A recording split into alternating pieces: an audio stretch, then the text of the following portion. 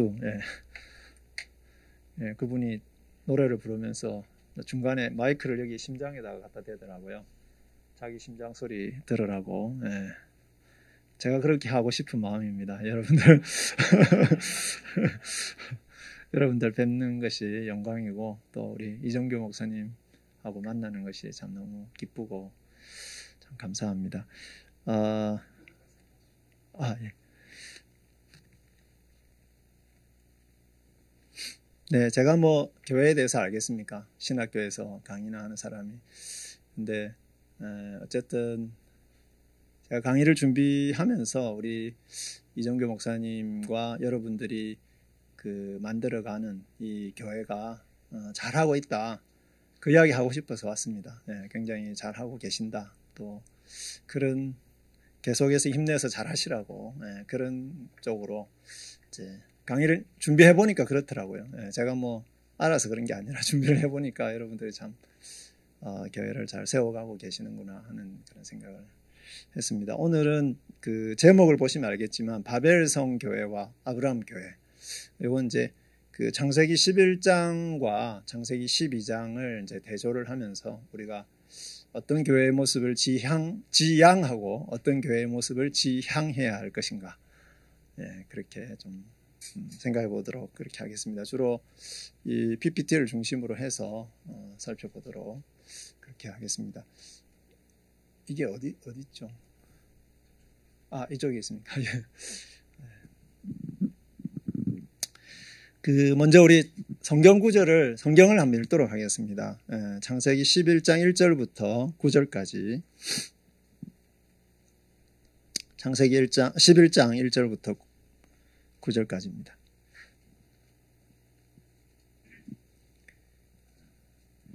11장은 교독을 하겠습니다. 온 땅의 언어가 하나요 말이 하나였더라.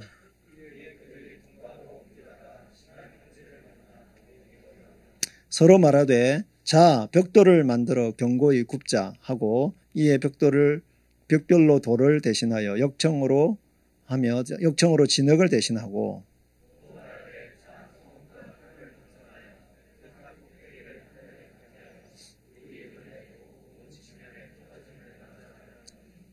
여호와께서 사람들이 건설하는 그 성읍과 탑을 보려고 내려오셨더라.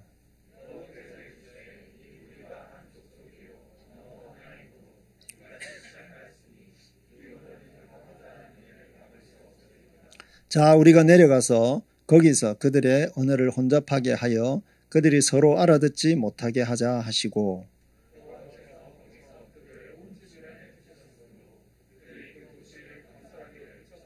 같이 읽겠습니다. 그러므로 그 이름을 바벨이라 하니 이는 여호와께서 거기서 온 땅의 언어를 혼잡하게 하셨음이니라. 여호와께서 거기서 그들을 온 지면에 흩으셨더라. 그리고 12장 1절부터 4절 상반절까지만 읽겠습니다. 제가 읽어드리겠습니다. 여호와께서 아브라함에게 이르시되 너는 너의 고향과 친척과 아버지의 집을 떠나 내가 내게 보여줄 땅으로 가라. 내가 너로 큰 민족을 이루고 내게 복을 주어 내 이름을 창대하게 하리니 너는 복이 될지라. 너를 축복하는 자에게는 내가 복을 내리고 너를 저주하는 자에게는 내가 저주하리니 땅의 모든 족속이 너로 말미암아 복을 얻을 것이라 하신지라. 이에 아브라함이 여호와의 말씀을 따라갔고. 아멘. 먼저 우리가 그 바벨 성에 대해서, 바벨 탑에 대해서 우리가 좀 생각을 한번 해보겠습니다. 바벨 성과 바벨 탑의 건축의 의미가 뭔가? 이 부분을 먼저 생각해 보겠는데요. 노아의 후손들이 10장에 보면은 이제 노아의 후손들이 세 아들의 계보를 따라서 이렇게 온 세상에 흩어지는 그 부분을 이제 그 족보들을 통해서 쭉 이야기를 하고 있습니다. 하고 있는데 그 중에 셈의 후손 중에서 에벨과 그의 아들 벨렉의 시대에 그죠? 사람들이 나뉘어졌다 이렇게 표현을 하고 있는데 그 나뉘어짐의 그 배후의 역사가 바로 이 바벨탑 사건이 아닌가 이렇게 아마 이야기를 하는 것 같습니다. 그리고 10장 10절에서 12절에 보면은 니므롯이 바벨 건설에 대해서 이렇게 그 바벨을 니무롯이 건설했다 이렇게 나와요. 니무롯이 굉장히 유명한 뭐 사냥꾼 또는 영웅이었다라고 이야기를 하고 있는데, 그래서 그 니무롯이 바벨을 건설했다고 나오고 있습니다. 10장 10절에서 12절. 자, 그래서 이런 배경을 가지고 우리가 이제 바벨탑 사건을 봐야 되는데요. 그러니까 11장의 사건은 10장 이후에 일어난 것은 아니고 10장에 이 사람들이 막 흩어지는 가운데서 일어난 하나의 사건을 이제 보여주는 것이고, 그리고 이거는 굉장히 대표적인 하나의 사건이 되는 거죠. 그러니까 많은 일들이 있었을 텐데 그 중에 굉장히 대표적인, 굉장히 신학적으로 중요한 그거를 이제 모세가 여기에 딱 기록을 해놨다 이렇게 보면 좋겠습니다. 왜 여기다 기록해놨을까 하는 거죠. 우리가 창세기 1장부터 하나님이 건설하시는 하나님의 나라, 하나님이 왕이 되셔서 이루어 가시는 하나님의 나라를 이야기를 했다면 3장에는 그 나라가 그죠, 일그러지는, 그죠, 그 죄에 대해서 이야기를 하고 있고, 그래서 그 죄가 온 세상에 퍼지고 확대가 되면서 하나님께서 만드신 이 온 세상이 얼마나 비참하게 타락하고 있는가를 보여주고, 그러면서 이 11장까지 이르게 되는데, 이게 11장에서는 뭘 보여주느냐 하면 하나님이 주인이 되시는, 왕이 되시는 하나님 나라를 대항하여서 인간이 왕이 되는, 인간의 그 공동체라기보다는 일종의 그 도시죠. 성이라고 하는 이 공동체가 탄생하는, 즉 인간 나라가 탄생하는 거죠. 그거를 이제 보여주는 것이 이 바벨 성과 바벨 탑의 사건인데, 저는 그렇게 봅니다. 이 형태가 굉장히 이제 원시적이긴 하지만 도시국가의 원형이다라고 보는 거죠. 도시국가인데, 그래서 성을 쌓는 것이 굉장히 중요하죠. 굳이 성을 쌓아야 될 이유가 없는데 성을 쌓는 이유는 뭘까요? 자기들의 어떤, 자기들만이 안전하게 거할 수 있는 이제 곳을 이렇게 딱 이렇게 테두리를 정하는 거죠. 그리고 자기들의 안전을 스스로 지키면서 또 배타적으로, 그죠, 그 다른 그 공동체에 대해서는, 다른 도시국가에 대해서는 대항하고 자기들의 이익을 지키는. 그런데 그 일들이 어떻게 이루어졌느냐? 거기에는 반드시 한 사람의 왕이 존재합니다. 한 사람의 영웅이 존재하는 거죠. 그게 바로 이제 니므롯과 같은 존재들이다. 또 창세기 6장에 보면 네피림이다 이렇게 돼 있는데, 그런 존재들이 이제 주로 그죠, 강력한 카리스마와 리더십을 가지고, 주로 어떤 사람이었을까요? 전쟁을 잘하는, 싸움을 잘하는 그런 이제 사람이었을 것입니다. 그래서 그런 사람이 주도를 하면서 내가 너희들을 지켜줄 테니 열심히 농사를, 밖에 나가서 농사 짓고 또 들어와서 내가 너희들을 보호해주고, 너희들은 열심히 농사를 지어서 나에게 세금을 바치면 되고, 뭐 예를 들면 이런 이제 형태의 도시국가가 세워졌다라고 볼 수가 있습니다.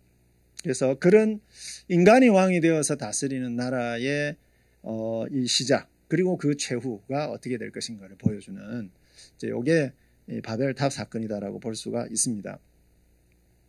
자, 요 본문의 이제 구조를 한번 볼 텐데요. 뭐 뒤에서는 잘 안 보이겠지만, 온 땅의 언어가 하나였는데, 그죠? 1절에는 그렇게 시작이 되는데, 9절에 보면은 여호와께서 온 땅의 언어를 혼잡하게 하셔서, 온 지면에 흩어버리시는 것으로 끝나고 있습니다. 그죠? 온 언어가 하나가 된 게 문제가 됐어요. 굉장히 좋은 건데, 언어가 하나인 것이 굉장히 좋은 건데, 이게 하나님을 반역하는 도구가 되었을 경우에 하나님은 그것을, 그죠, 혼잡하게 만들으셔서, 그래서 이게 이제 이런 걸 보고 우리가 뭐라고 그럽니까? 온 땅의 언어, 온 땅의 언어, 이렇게 시작과 끝이 이렇게 일치하는 거. 수미가 일치한다. 수미상관, 수미일치 이렇게 이야기하잖아요, 그죠? 제가 국문과 졸업했습니다. 그래서 수사법 이런 거 막, 이런 건 이제, 그리고 거기 거류하려 했는데 거기서 온 지면이 흩어졌다. 히브리어로는 샴인데 거기서 시작했다가 거기서 흩어버립니다. 그죠? 이 시작과 결론이 완전 대조적이지 않습니까? 히브리 그 모세가 그냥 보통 사람이 아닙니다. 국어를 굉장히 잘하는 사람이에요. 그죠? 그래서 언어에도 탁월한 사람이고, 그냥 대충 기록한 게 아니라는 거죠. 이런 어떤 그 문학적 기법을 통해서 주제를 강조하고 있는 거죠. 그럼 어떻게 이렇게 됐느냐? 이 과정을 이제 봐야 되지 않겠습니까? 과정을 보면, 말하되, 자, 벽돌을 만들어 견고히 굽자. 그러면서 사람들이 말을 하면서 자, 이런 표현들이 나와요.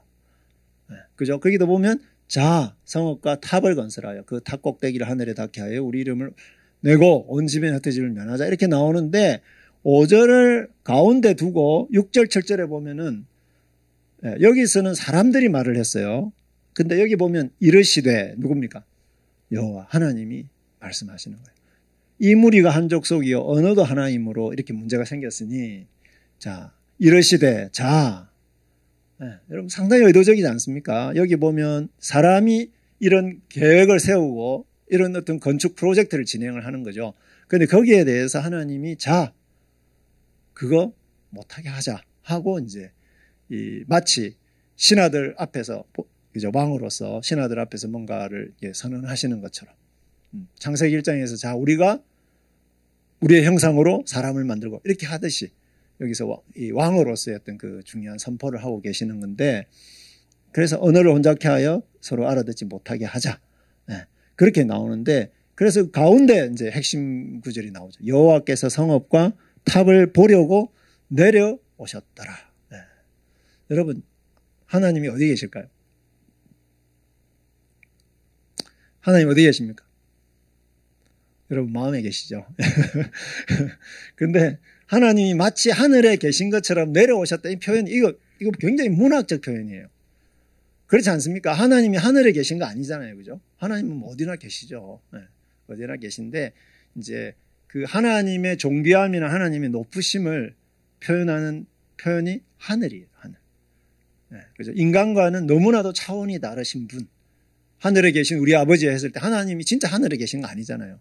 그죠? 우리와는 차원이 다르시고, 완벽하신 그런 어떤 그 하나님이시죠. 우리의 왕이시잖아요. 근데 그분이 내려오셨다는 거예요. 그래서 이게 복음입니다. 내려오시는 거. 하나님이 그냥 바벨탑 쌓고 바벨성 만들어서 자기들끼리 거기서 그죠? 자기 스스로 안전을 지키고 뭐 이렇게 전쟁하고 다른 성 사람들하고는 전쟁하고 이렇게 그냥 내버려 둬도 되는데 하나님이 굳이 내려오신 거예요. 내려오셔서 이 문제를 해결을 해주시는 겁니다. 그래서 우리는 이거를 바벨탑에서 언어를 혼잡케 해서 흩어버렸다라고 하는 것이 굉장히 어떤 그것에 대한 심판인 것처럼 이렇게 자꾸 생각을 하지만 일시적으로는 심판이지만 그죠? 그들의 악한 계획에 대한 심판인 것은 맞지만 그러나 결국 이것 때문에 어떻게 됐습니까? 온 세계로 흩어져서 이 사람들이 각각의 영역 속에서 자신들의 삶을 살게 된 겁니다. 결국. 그죠? 그래서 우리가 비록 영어 때문에 스트레스를 좀 받기는 하지만 그죠? 서로 좀 안 통했기 때문에 그래도 세계 곳곳에 흩어져 가지고 우리가 이 대한민국이라고 하는 이 아름다운 땅에서 살 수가 있었던 거예요. 누구는 헬 조선이라고 하지만 그러나 대한민국만한 데도 또 없어요. 가보면은 뭐 별거 없더라고요. 어쨌든 그래서 이런 이제 이 가운데 부분이 복음이 하나님이 내려오셔서 그래서 결국은 이 본문을 통해서 우리가 알 수 있는 게 뭡니까? 하나님이 온 세상을 통치하시는 왕이시다라고 하는 것을 분명하게 선언하고 계시는 겁니다. 이 사건의 의미를 조금만 더 살펴보겠습니다. 자, 언어가 반역의 도구가 됐죠. 자, 근데 그들이 동방으로 옮기다가 그렇게 돼 있는데 여러분 이게 동쪽이 성경에서는 굉장히 좋은 겁니다. 동쪽. 성막, 성전도 전부 동쪽으로 이렇게 향해 있고 동쪽 굉장히 좋은 거예요. 근데 창세기에서는 이게 동쪽이 반역의 장소예요. 에덴의 동쪽. 거기에 가인이 성을 만들었단 말이에요. 그게 최초의 도시를 만든 사람 가인입니다. 그러니까 주로 이제 자기 애가 강하고 이런 사람들이 성을 만들잖아요. 그죠? 성을 만들어가지고 자기를 다 이렇게 보호하고 이러잖아요. 그래서 가인이 이제 바로 이 여인의 후손, 뱀의 후손이죠. 뱀의 후손으로서 그 다음에 3절, 4절에 보면은 이제 돌 대신에 벽돌을 만들었어요. 그게 최신 기술이거든요. 그렇잖아요. 돌로 그냥 자연석으로 이렇게 하다가 그것보다는 모양이 반듯하고 그리고 건축하기 굉장히 편하고 그죠? 단단하고 이게 이제 돌을 흙으로 이렇게 벽돌을 만들어서 구워서 하는 기술이 발전이 된 거죠. 그 다음에 여러분들이 이제 그 이라크 지역이나 이런 데 보면은 이게 아스팔트가 그냥 이렇게 널려 있어요. 예, 이렇게 막 부글부글 끓는 이런 지역이 있어가지고 이걸 이렇게 끄집어내면 이렇게 아스팔트가 끈적끈적한 아스팔트가 이렇게 올라오거든요. 그래서 진흙 대신에 훨씬 더 단단하게 붙을 수 있는 이 역청이 이제 아스팔트인데 그걸 가지고 이제 성을 만들고 신전으로서 탑을 만드는 거예요. 그게 이제 신전탑이다 이렇게 우리가 이야기하는 건데 그래서 고대의 도시는 항상 뭘까요? 가장 필수적인 두 개의 건물이 있었는데 하나는 왕궁, 하나는 신전탑 요거예요. 그래서 이 바벨 성이 있고 성과 탑을 쌓자 그 말은 뭘까요? 성을 만들어서 제일 중요한 자리에 신을 위한 탑을 만든다. 신전을 만든다는 것입니다. 그게 이제 학자들이 이제 그게 지구라트다라고 이야기를 하는 거죠. 그래서 가장 큰 지구라트에 지금까지 발견된 것 중에 우르, 이제 아브라함이 여기 살았는지 아닌지 모르겠지만 그 지역을 우르 지역이라고 하는데 이라크에서 발견된 그래서 거기에 이 지구라트인데요, 여러분. 요게 이제 원래 지구라트고 요거를 이제 중심으로 해가지고 이런 걸 모형도를 하나 만들어 본 거예요. 네, 만들어 봤는데 요게 그 가로 200m 넓이 그 다음에 가로 세로 200 그리고 높이가 한 70m. 네, 여러분 그 당시에 수천 년 전에 그죠? BC 수천 년 전에 이런 건물을 만들었다는 것 자체가 정말 놀라운 일이죠. 놀라운 일이고 이게 이제 발굴이 됐습니다. 발굴이 됐고 이게 실제 건물이고 이게 모형도인데 그래서 아마 이제 모세는요 모세 시대 이전에 바벨로니아 제국이 있었어요. 히타이트 제국이나 히타이트가 아니라 수메르 제국 그 다음에 이제 아카드 제국 그 다음에 이 바벨로니아 제국이 있었어요. 함무라비 법전 이런 거 있잖아요. 그게 모세 시대 이전에 만들어진 거예요. 그러니까 모세는 비록 이집트에 살았지만 이런 이야기들을 다 알고 있는 거죠. 그죠? 알고 있었고 그래서 이 지구라트가 여러분들이 여기 제일 꼭대기 있잖아요. 여기에 이제 사람이 제사장이나 이런 사람이 올라가고 그러면 이 계단을 통해서 누가 내려오는 거예요? 신이 내려오는 거예요. 하늘에서 내려와서 여기 제실이 있는데 여기서 이제 제사를 드리는 거죠. 그래서 이게 그래서 그 당시에는 하늘과 땅을 연결하는 장소이자 신들이 거주하는 곳이다. 하늘로 가는 문이다. 신들이 내려오는 계단이다. 이런 식으로 불렸다는 겁니다. 이 지구라트가. 자, 그런데 여러분 이게 무엇을 의미하는가라고 하는 거죠. 그러니까 바벨 성 자체는 굉장히 종교적인 도시였어요. 종교적인 성이었다는 거예요. 그래서 제가 왜 바벨성 교회라는 이름을 붙였을까? 네, 교회들은 전부 다 종교적입니다. 네, 제일 먼저 하는 게 뭘까요? 지금까지 예배당 만들면은 제일 먼저 하는 게 뭘까요? 첨탑을 만들어서 십자가 붙이는 거예요. 그렇잖아요. 네. 그게 좋은 의도든 나쁜 의도든. 나쁜 의도는 없겠죠. 네, 그렇지만 나쁜 의도일 수도 있어요. 네. 굉장히 종교적이에요. 단지 그 신이 아닌 거지. 그분이 아닌 거예요. 우리가 천지를 창조하신 그 하나님이 아닌 거지. 자기들의 그 입맛에 맞추어 줄 수 있는, 자기들의 원함을 들어줄 수 있는, 그래서 재물을 많이 바치면 자기들의 그 소원을 들어줄 수 있는. 예를 들면 자, 홍수라든지 가뭄이라든지 이런 것들은 자기들이 아무리 니무롯이 힘이 세도 해결할 수 있습니까? 없습니까? 못하죠. 그러니까 그런 것들은 누구의 도움이 필요해요? 신의 능력이 필요하잖아요. 그러니까 종교가 필요한 거잖아요. 그래서 그런 탑을 만들고, 그래서 완벽하게 이 왕궁이 있고 신전탑이 있고, 그래서 이 왕의 일상적인 일은 이 왕이 완벽하게 처리하고, 왕이 할 수 없는 일을 신에게 그죠, 재물을 열심히 바쳐서 그것을 이루어내고, 이런 이제 전형적인 도시, 성, 이것이 바로 바벨입니다. 바벨. 네, 그래서 이 본문을 통해서 이제 우리가 봐야 되는 것이 뭐냐? 그럼 왜 이런 성을 만들었을까라고 하는 거죠. 첫 번째는 이름을 내는 겁니다. 하늘에 계신 하나님의 나라를 대적하고 하나님조차도 자신들의 뜻을 위해서 신전이라고 하는 종교나 예배를 통해서 조정하는 그런 나라죠. 그런 나라. 그래서 결국의 목적은 뭐냐? 우리의 이름을 내는 거예요. 여러분, 신전 지구라트가 크면 클수록 누구의 이름이 날까요? 그 지구라트에 임하는 신의 이름이 나을까요? 아니면 그거를 지은 그 성의 왕이나 그 성의 이름이 훨씬 더 유명해지는 거예요. 야, 그 엄청난 지구라트를 우르 사람들이 만들었다고? 야, 우르 대단하네. 이렇게 되는 거죠. 그렇게 되는 거 아니겠어요? 그래서 야, 서초동 거기 사거리에 그렇게 엄청난 예배당을 만들었다고? 아, 대단하다, 사랑이 게. 그 교회 이름 이야기하면 안 되는. 그래서 하늘의 이름은 우리가 이제 그렇게 이제 그래서 그 자신들 결국은 뭐냐면 자신들의 이름을 내는 거죠. 자신들의 이름을. 그래서 우리가 교회에 십자가를 붙일 수 있고요. 그리고 여기서 매주 모여서 우리가 이제 예배도 드리고 할 수 있는데 얼마든지 바벨성이 될 수가 있다는 거죠. 이게 이제 굉장히 위험한 거죠.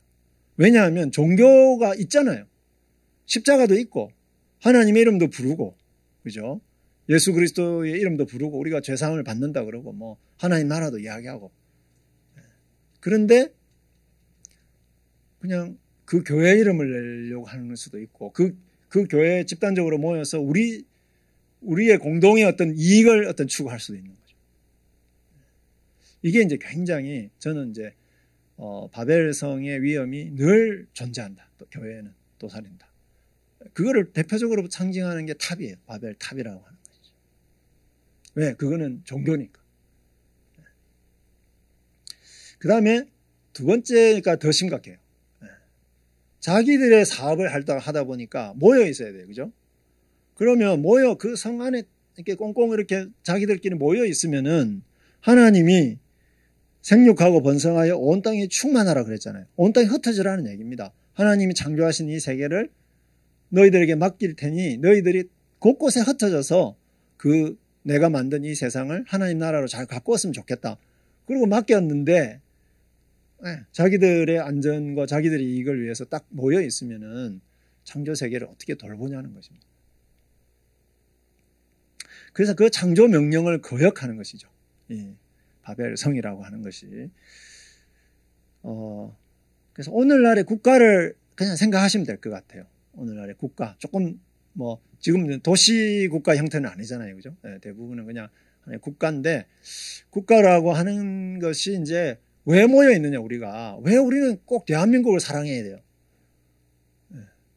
하나님 믿는 사람들이 꼭 대한민국만 사랑해야 돼요? 이 민족이라고 하는 개념, 국가라고 하는 이 개념이 우리는 태어날 때부터 무조건 그거는 애국해야 된다, 뭐 이런 이야기를 하는데 그걸 그냥 성경적으로 한번 생각을 해보세요. 그게 맞는 건가? 왜 우리가 대한민국만 사랑해야 돼요? 북한도 사랑해야 되고 일본도 사랑해야 되고 중국도 사랑해야 되는 거잖아요. 왜 여기만 헌신해야 돼요? 그렇죠. 그래서 기본적으로는 뭘까요? 이 국가라고 하는 것은 이제 그 국가에 속해 있는 국민들의 공동의 이익을 추구하는데 5년마다 내가 더 여러분들의 이익을 더 챙겨드리겠습니다 하는 사람이 대통령이 되는 거죠. 그런 어떤 그 구조를 갖고 있는 것이 소위 말해서 국가라고 하는 것이고, 그러나 하나님의 일반 은총에 의해서 그 가운데서 또 어떤 나라들은요, 그죠? 세계 전체의 어떤 공동의 이익이나 선을 좀 더 추구하는 나라들이 있고, 또 어떤 나라들은 너무 자기 이익만 추구하는 나라들이 있고, 그래서 전쟁도 하고 그러잖아요, 지금. 그렇지만 이제 기본적으로는 그런 개념을 갖고 있다라고 하는 것이죠. 그래서 이후에 일어났던 바벨론 제국이라든지 헬라 제국이나 페르시아 제국, 로마 제국 다 그런 어떤 기본적인 구도를 갖고 있는 세상 나라입니다. 세상 나라. 자기 이름을 내고 그 힘을 과시하면서 자기 이름을 내고 자기들의 스피릿을, 그죠? 자기들의 이익과 자기들의 스피릿을 가지고 보호하다가 힘이 생기면 어떻게 합니까? 나가서 다른 성을 점령하는 겁니다. 그래서 하나님이 흩어버리신 거예요. 이렇게 되면 뭘까요? 온 세계가 파괴될 수밖에 없기 때문에. 하나님 나라가 엉망이 되기 때문에. 그래서 그 이름이 바벨인데요. 이 바벨이라는 이름이 뒤에 나오는 바벨론이죠. 바벨론. 가장 유명한 도시국가, 가장 유명한 도시 바벨론. 세상 나라를 대표하는 가장 유명한. 그래서 얼마나 유명했던지 요한계시록 17장, 18장 계속 나온. 맨 마지막에 멸망되는 도시 바벨론입니다. 세상 나라의 대표, 인간 나라의 대표죠. 근데 그 이름이 똑같다면 히브리어로 똑같아요. 바벨이에요. 그래서 이런 이제 이기적인 그리고 자기의 인간의 영광을 철저하게 추구하는. 근데 인간의 영광을 추구하는 게 뭐 하나님이 나빠서 그런 게 아니라 그렇게 하면 망하기 때문에 하나님이 그죠. 그래서 하나님이 이렇게 막으시는 거죠. 그래서 5절에 보시면 그래서 하나님 나라의 왕이신 하나님이 그런 멸망을 인간들을 그냥 내버려두면 망하는 겁니다. 그렇게 살면. 그럼 보십시오. 자기 이익이 안 맞으니까 우크라이나 침공하잖아요. 많은 사람들이 죽잖아요. 이렇게 될 수밖에 없는 거예요. 하나님 그냥 내버려두면. 그래서 성과 탑을 보시려고 내려오셔가지고 근데 아무리 그 탑을 높이 쌓아도 닿을 수 있어요? 없습니까? 하나님께 닿을 수 있습니까? 닿을 수 없습니다. 그죠? 6절과 7절에 보면 하늘왕이 명령을 하시고 8절 9절에서 시행이 됩니다. 그래서 이 언어의 혼잡은 그리고 흩트심은 심판이자 인간 멸망을 막는 하나님의 자비의 시행이다. 이렇게 말할 수가 있죠. 그리고 하나님은 이렇게 흩으셔서 언어를 혼잡하게 하셨지만 결국에는 그 언어를 다시 하나로 통일하실 거예요. 그 사람들의 마음이 제대로 고쳐지면 하나님 나라가 회복이 될 때 회복되는 어떤 그런 하나의 도구로서 그래서 성령이 사도행전 2장에 보면 성령께서 오셨을 때에 그죠? 방언으로 이야기를 하는데 각국 사람들이 자기 방언으로 그걸 알아들어요. 이게 뭘까요? 복음이 우리에게 가져다주는 하나됨입니다. 하나됨이고 하나님 나라가 완성이 되면 더 이상 영어를 하실 필요가 아니죠. 영어만 써야 될지도 모르겠어요. 영어로 통일될 수도 있습니다. 더 이상 우리가 외국어 때문에 이제 고민할 필요가 없고 구글에서 또 열심히 통번역을 해주는 바람에 지금 점점 이렇게 언어가 하나가 되어가고 있습니다. 그래서 어쨌든 중요한 것은 뭘까요? 흩어져서 복음을 통해서 하나가 되고 흩어져서 이제 어쨌든 창조 세계를 돌보는 그 사역을 하고 있는 거예요. 강제로라도 하고 있는 것이죠. 바벨은 이제 발랄이라는 그 단어가 혼잡케 하다는 뜻입니다. 그래서 이 발랄과 비슷한 발음으로 이제 바벨을 아마 지은 것 같은데 조롱하는 이름이죠. 인간의 그런 기획이라든지 의도가 인간 나라를 통해서 인간이 최대 행복에 이를 수 있다? 그거 거짓말이다 하는 것입니다. 그걸 조롱하는 이름이 바로 바벨이라는 이름입니다. 그런데 여기에 우리는 하나님을 믿지 않는 사람들은 여기에 다 올인해 있는 겁니다. 바벨론이 추구하는 그 이상에 올인해 있는 거죠. 그래서 가인의 후손들, 뱀의 후손들의 이름이다. 이렇게 볼 수 있으면 되겠고요. 그 다음에 이제 이와 대조적으로 12장 1절에서 3절인데, 자, 보시면 여호와께서 아브라함에게 이르시되, 너는 고향과 친척과 아버지의 집을 떠나. 여러분, 고향과 친척과 아버지의 집은 바벨 성이 있었던 그 메소포타미아의 어느 지점입니다. 갈대 우르 지역이라고 하는데 시날 평지라고 하는 게 할 때 시날이라는 단어가 메소포타미아를 가리킵니다. 메소포타미아의 한 지역이거든요. 하나님이 거기서 떠나라고 그러는 거죠. 그러니까 어디서 떠나는 거예요? 바벨의 세계로부터 하나님이 아브라함을 불러내시는 거죠. 그 땅을 떠나서 다른 땅으로 가라는 거죠. 자, 거기 가면 어떻게 될까요? 거기 가서 뭐 하려고 거기 가라고 하는 거예요? 3절의 결론입니다. 땅이 또 나와요. 이런 거 뭐라고 그런다고요? 땅이 나오고 땅이 나오는 거? 수미상관. 중요한 거 배운 거예요. 바벨 뭐 잊어버려도 되고 수미상관 기억하셔야 돼요. 그래서 땅으로 가서 그 땅의 모든 족속이 너로 말미암아 복을 얻을 수 있도록 가라는 거예요. 여러분, 완전히 다르지 않습니까? 바벨탑과. 바벨탑은 모여가지고 어떻게 하든지 흩어지지 않아서 자기들 이익을 추구하려고 했는데 하나님은 그 바벨의 세계로부터 한 사람을 불러내어서 내가 지시하는 땅으로 가서 거기서 땅의 모든 족속이 너로 말미암아 복을 얻게 하라는 것입니다. 이게 하나님 나라죠. 이게 창세기 1장 2장에서 하나님이 원래 창조하셨고 계획하셨던 나라입니다. 재밌는 것은 온 땅의 언어가 하나요. 그죠? 온 지면에 흩으셨더라. 이게 11장에 나오거든요. 근데 그죠? 그 온 땅을 향하여 누가 가는 거예요? 네, 아브라함이 가는 겁니다. 아브라함. 그리고 아브라함의 후손들이. 그리고 아브라함의 이 믿음을 따르는 아브라함 교회들이 가는 거예요. 그래서 저와 여러분들은 하나님께서 떠나라고 하는 곳을 떠나야 돼요. 어딜까요? 이 바벨의 세계로부터 떠나야 돼요. 떠나서 그렇지만 다시 나중에 바벨의 세계로 들어가는 거죠. 네. 그래서 우리 그 도시로 다시 들어가는 거예요. 들어가가지고 그 바벨의 정신이 막 이렇게 지배하고 있는 세상에 가서 우리는 복을 나눠줘야 되는 거죠. 하나님 나라의 복을 나눠주는 거. 네. 오늘 이야기 다 했습니다, 사실은. 네. 그래서 여러분 잘하고 계시고. 네. 그래서 근데 그 방법이 뭘까요? 방법은 인간들이 모여가지고 힘을 기르고 계획을 하고 그 다음에 문화를 엄청나게 그저 벽돌 문화 그리고 역청 문화 이런 거를 막 개발해서 되는 게 아니라 뭘까요? 하나님이 하늘 왕이신 하나님이 복을 주심으로써. 그래 보세요. 이 짧은 구절에 복이 몇 번 나오느냐? 네, 복을 주어서 복이 될지라 축복하고 복을 내리고 복을 얻을 것이고 몇 번 나옵니까? 5번이나 나와요. 창세기 1장부터 11장에서 복이 몇 번 나오지 않는데요. 2번인가 밖에 안 나왔어요. 근데 여기에 무려 5번이나 나와요. 여러분 반복이 많이 되는 걸 뭘 하는 거죠? 강조. 예. 그렇죠? 여러분 우리가 흩어져서 바벨의 세계로부터 나와서 교회를 이렇게 이루는 중요한 목적은 세상에 복이 되기 위해서죠. 예. 그런데 그 복이 되는 방법은 뭐냐? 하늘 왕이 우리에게 복을 주심으로써 가능하다 하는 것을 여기서 이야기를 하고 있는 것입니다. 그래서 그 하나님 복을 주셔서 큰 민족을 이루고 이름을 창대하게 해줄 것이다. 아까 바벨 사람들이 어떻게 했습니까? 우리의 이름을 내자 그랬잖아요.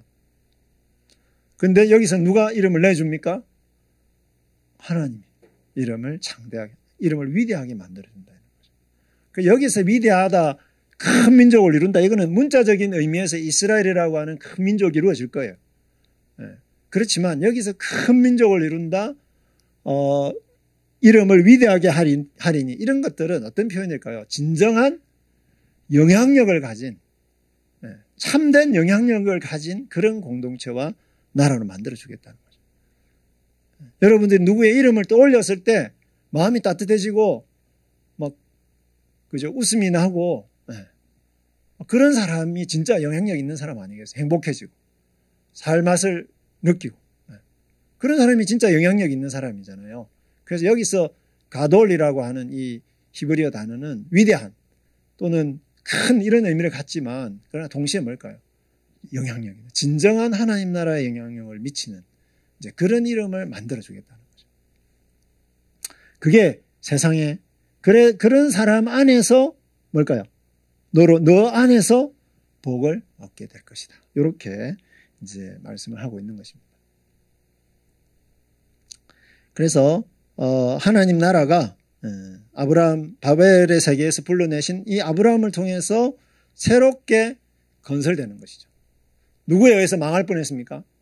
바벨에 의해서, 그죠? 바벨론에 의해서 망할 뻔했는데 하나님이 새롭게 주도하셔서 이 아브라함 프로젝트를 시작하시는 거죠. 그래서 여러분들이 요 12장 이후의 이 사건들은 전부 다 이 프로젝트가 어떻게 성취가 되는가, 그죠? 가나안 땅 정복할 때까지, 그 다음에 다윗과 솔로몬의 왕국까지 이런 것들이 전부 이 관점에서 여러분이 보실 수 있다는 거죠.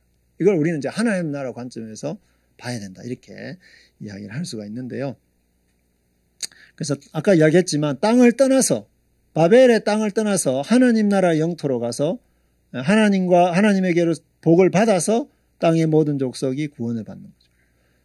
그래서 그 복주심이 굉장히 중요한 거고, 여러분, 그래서 여러분, 이 시광교회가 하나님 나라의 교회가 되려면 날마다 하나님께 복을 구해야 돼요. 우리가 이제 기복신앙 이런 거 이제 우리 비판하잖아요. 그죠? 그 기복신앙은 뭘까요? 신을 이용해서 내 뜻을 내가 원하는 걸 얻는 게 그게 바벨탑이잖아요. 그게 바벨탑 신앙이고 그거는 이제 기복신앙이에요. 근데 여러분이 하나님의 부름을 받아가지고 여기 왔잖아요. 근데 여러분 힘으로 하나님 나라를 세울 수 있어요? 없어요? 절대로 못 세웁니다. 우리가. 하나님의 은혜로 우리가 구원받았는데 은혜로만 우리가 교회를 세울 수 있고 은혜로만 이 하나님 나라의 어떤 그 정신이 그죠? 그 영향력을 미치는 그런 삶을 우리가 살 수 있단 말이에요. 그래서 날마다 여러분이 이게 복이라는 단어로 이야기를 했지만 하나님의 은혜와 하나님의 복주심이 없으면 절대로 이럴 수가 없어요. 그래서 여러분 기도 많이 하셔야 되는 거죠. 교회를 위해서 날마다 기도하셔야 돼요. 하나님 복을 주십시오. 복을 주셔서 우리 교회가 세상에 축복의 통로가 되게 해주십시오. 누구누구 형제, 누구누구 자매가 그 시댁에서 축복의 통로가 되게 해주시고 이 직장 생활할 때 좀 축복의 통로가 돼야 되는데 하나님 복 주셔야 됩니다.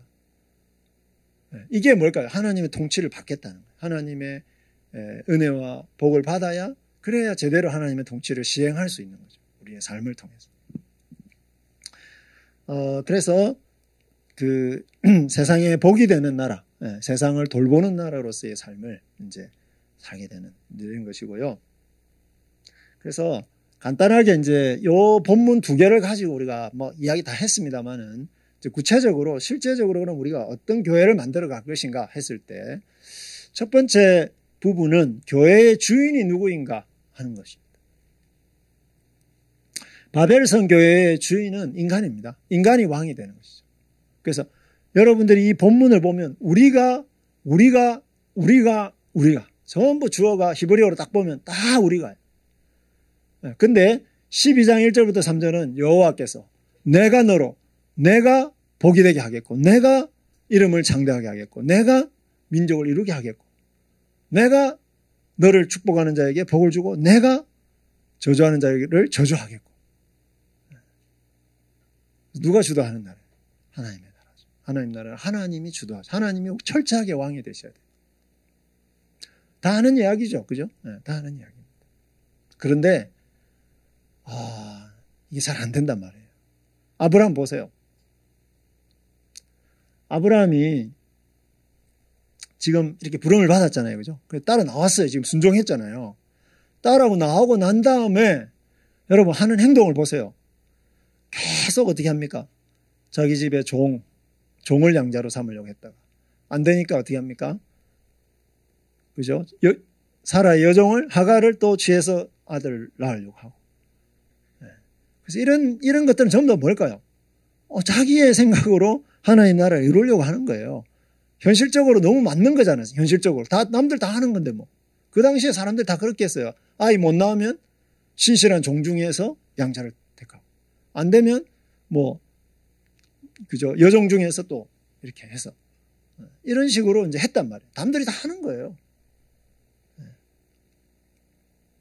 그래서 그것이 쉽지가 않아요. 그래서 우리 아브라함 교회 다니는 사람들은 이게 처음부터 되지 않아요. 그죠? 삼위 하나님이 정말 여러분의 삶의 주인이고, 하나님 알아서 다 잡수십시오. 이렇게 여러분들이 하나님께 이렇게 마음의 보좌를 이렇게 내어드리는 게, 정말 힘들어요. 힘들어요. 이해가 안 되거든. 그죠? 때로는 이해가 안 된다. 말씀대로 사는 게 이해가 안 된단 말이에요. 그래서 교회도 얼마나 인간이 주인이 되기가 쉬운지 몰라요. 가장 대표적인 것이 인간이 우상화되는 거예요. 담임 목사가 우상화되는 거예요. 담임 목사를 신격화합니다. 제가 어느 대형교회를 가서 예배를 드리러 딱 갔는데 장로님이 기도를 하는데요. 그 기도의 3분의 2가 그분을 높이고 그분을 축복하고 예, 그분만을 위해서 3분의 2 가량을 그 시간을 그렇게 할애를 하는 거예요. 그리고 예배를 진행하는 데 있어서 그분이 굉장히 신격화가 돼요. 예. 그래서 제가 그리고 그 동네 사람들은 전부 다 그분이 신인 줄 알아요. 완벽한 인간인 줄 알아요. 예. 그러니 그 교회를 아무한테 물려줄 수 있겠어요? 아들한테 물려줘야지. 그래가지고 온갖 편법과 불법과 다 동원해가지고 결국 아들이 지금 했는데 또 법원에서 또 뭐 이렇게 또 안 좋게 나왔더라고 보니까 최근에. 예. 우리 교회 바로 옆에 있어요. 명성이 아주 유명한. 네. 그렇죠. 마음이 아프죠. 네. 굉장히 마음이 아파요. 네. 무엇을 추구하고 있는가라고 하는 것입니다. 네. 교회가 자신의 사업을 하고 있는 거예요. 누구의 이름을 빌어서? 하나님의 이름을 빌어서. 하나님은 조종의 대상입니다. 그래서 삼위 하나님에 대한 이 믿음과 사랑, 이것이 핵심입니다. 네. 그래서 우리는 이거를 복음이라고 이야기하는 거죠.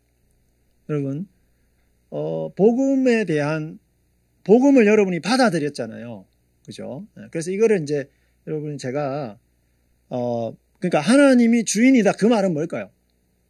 결국 그분이 우리와 소통하시는 도구인 이 성경 말씀과 성경의 원리대로 순종하며 산다는 거예요. 하나님이 내 주인이라는 얘기는. 그래, 하나님 나 주인이야. 성경에 관심도 없고, 그죠? 그리고 뭐 결혼할 때는 하나님 저는 잘생긴 사람이 아무리 봐도 좋아요. 아무리 봐도 예쁜 사람이 좋아요. 죽어도 예쁜 사람이 좋아요. 이렇게 그죠? 배우자를 그렇게 찾을 수도 있단 말이에요. 그래서 그렇지만 하나님은 저의 주인이에요. 그럼 말이 안 되는 이야기잖아요. 결국은 뭐냐 하면 복음을 통해서 우리가 구원을 받았고 하나님이 베풀어 주신 그 구원을 받았듯이 복음을 통해서 우리가 삶을 만들어가는 거죠. 복음에 순종하는 삶을 사는 것이 하나님이 우리의 왕이 되신다는 말의 의미이다라고 하는 거죠. 그게 바로 아브라함이 그렇게 살은 거예요. 아브라함이 왜 아브라함 교회가 될 수 있었느냐? 처음부터 잘했느냐? 그거 아닙니다. 그죠? 이런 여러 가지 과정들을 통해서 하나님이 자기를 얼마나 사랑하는지, 그리고 하나님이 장난이 아니시네, 이거 진짜. 하나님 정말 대단하시네. 이런 것들을요, 하나님이 해주시는 그런 일들을 자꾸 경험하면서 깨달은 거예요. 복음이죠. 그래서 복음은 사실은 이렇게 말할 수 있어요. 저는 조금 더 과격하게 얘기하자면 복음은 하나님이다. 하나님이 우리에게 내려오셨잖아요. 그게 복음이잖아요. 그래서 제가 이제 그 센터 처치라는 책을 이 강의를 위해서 이제 또 읽으면서 몇 가지 그냥 정리한 거를 같이 좀 나누면, 하나님 나라는 하나님의 구원하시는 은혜의 영역이죠. 구원이 공로가 아닌 은혜에 의해서 이루어진다는 것은 하나님의 우리의 왕이며 주권자라고 하는 것입니다. 여러분, 하나님이 누구신데 우리한테 용서를 감히 이야기를 하세요? 나 용서 안 받아도 돼. 그분이 누군데 나를 용서해? 이렇게 거부해버리면요, 그분하고 우리하고 아무 관계 없어요. 예수 그리스도의 십자가가 하나님 우리를 용서하시는 거래. 근데 그거를 막 눈물로 우리가 받아들였잖아요. 대단한 일 아닙니까? 그죠? 그분이 우리 삶의 주인이라고 하는 걸 인정해야 그 용서도 우리가 받아들일 수 있는 거잖아요. 하나님 우리에게 해주신 일에 대해서 받아들일 수 있는 거잖아요.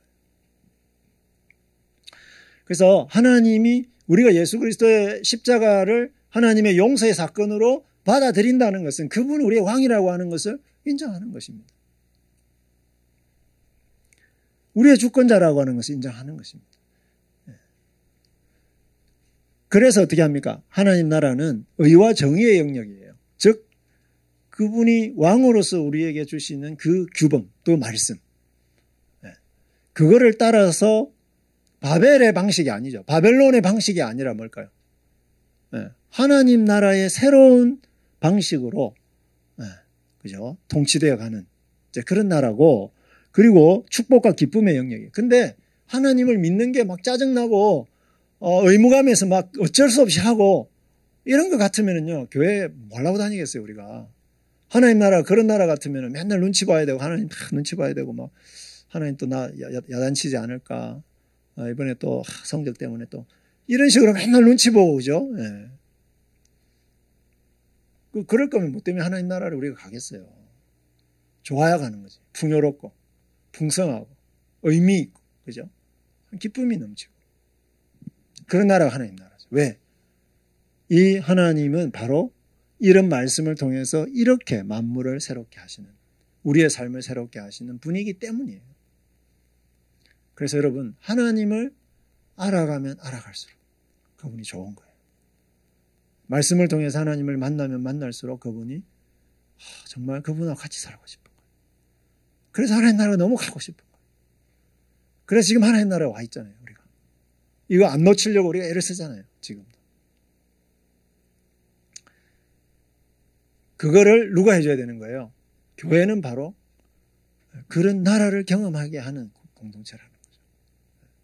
그래서 여러분, 교회 와서 여러분들이 꼭 해야 돼요. 교회 와서라기보다는 교회라고 하는 공동체를 통해서 우리가 반드시 해야 되는 건 뭐냐 하면 하나님을 만나는 거예요. 하나님을 더 깊이 계속 하나님을 더 만나면 만날수록 더 좋고, 그래서 더 알고 싶고 그분을, 이게 교회. 그래서 팀 켈러 목사님은 설교에 대한 이야기를 하시면서, 그죠? 이 교회에 마치 이 불신자들이 뭐 몇 퍼센트 있다고 생각을 하고 늘 복음을 설교를 하라는 거예요. 근데 복음이라고 하는 게 제가 아까 뭐라고 그랬어요? 복음이 하나님이라고 그랬잖아요. 하나님을 예배 시간, 설교 시간이나 뭐 어떤 찬양의 시간이 어떤 시간이든지 우리가 하나님을 만나요. 자꾸.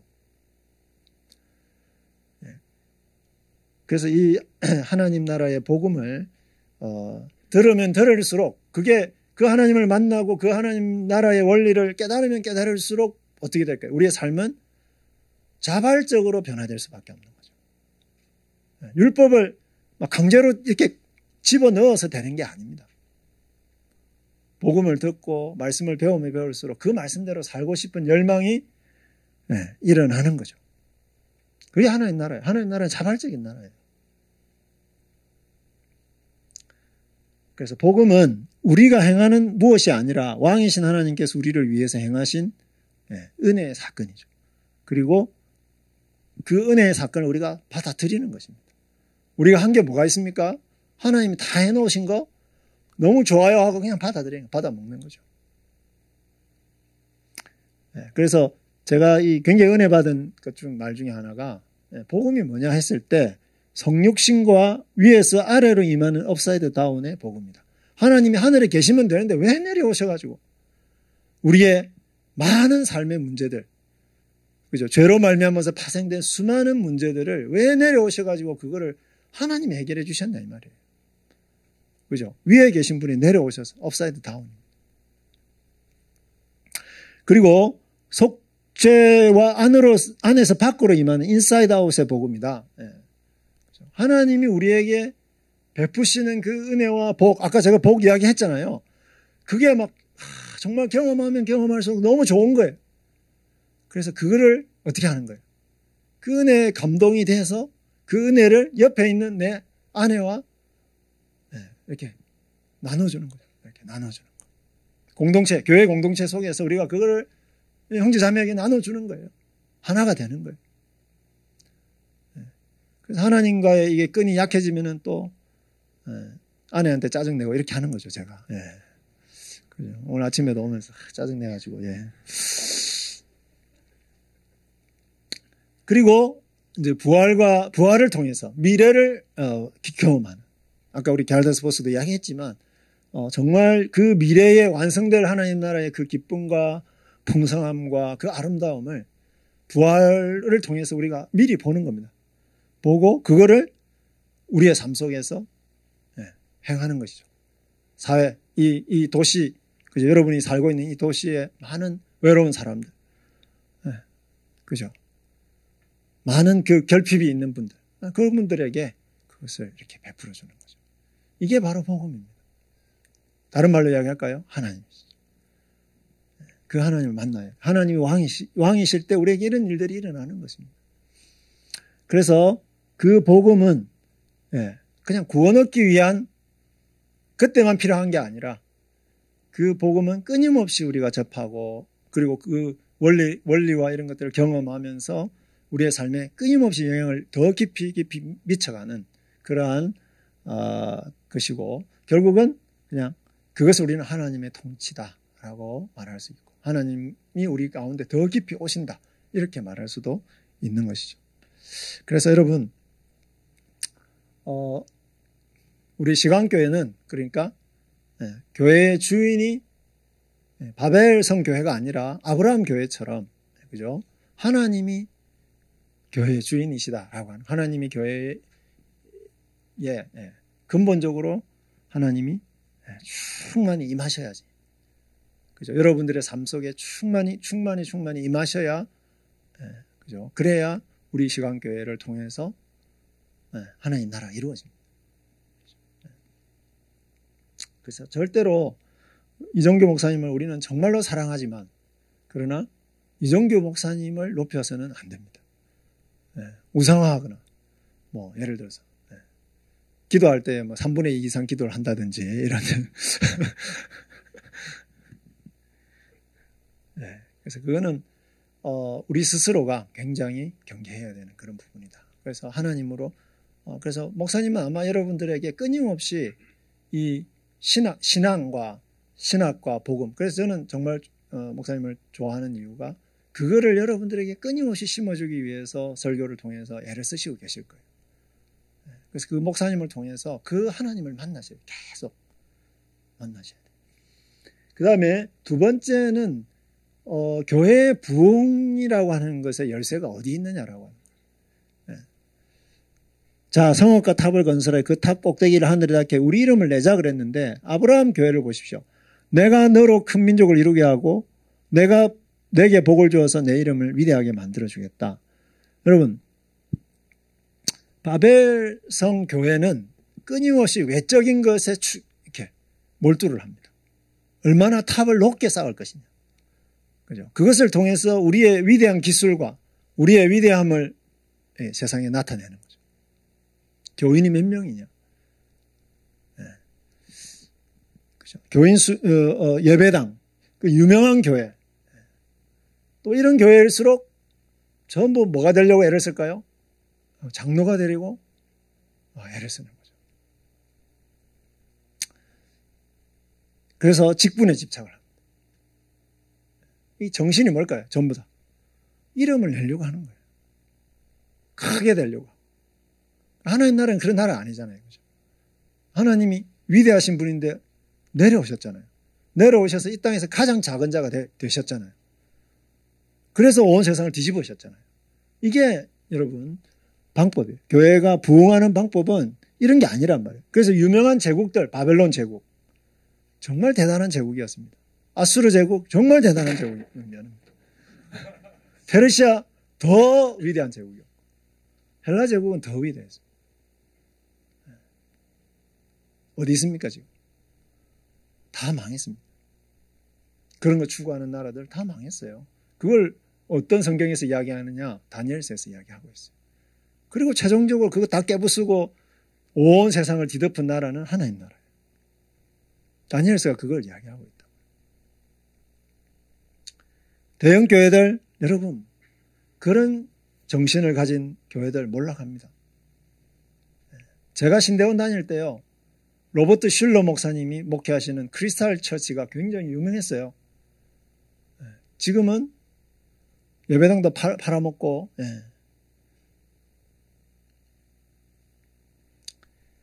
그래서 아까도 이야기했지만 제가 앞에서 이야기했지만 하나님의 복과 하나님의 은혜가 임하는 교회예요. 이거를 사모하는 교회여야 된다는 거죠. 성령께서 강하게 역사하시도록 기도해야 돼요. 그래서 우리의 심령과 우리의 삶에 진정한 부흥이 일어나는 거죠. 그래서 진정한 부흥이 일어나면 여러분 어떻게 할까요? 어떤 삶이 어떻게 변할까요? 낮아지는 거죠. 하나님처럼 내려오시는 거예요. 그리고 어떻게 할까요? 흩어져요. 우리끼리만 막 좋은 게 아니라 당당하게 내 직장 속으로 가는 거예요.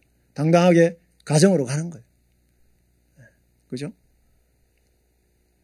그래서 요셉같이, 예수님같이. 요셉은 한 사람이었습니다. 근데 하나님과 친밀한 교제 가운데서 이 사람이 진정한 부흥을 경험했잖아요. 그래서 어떻게 됐어요?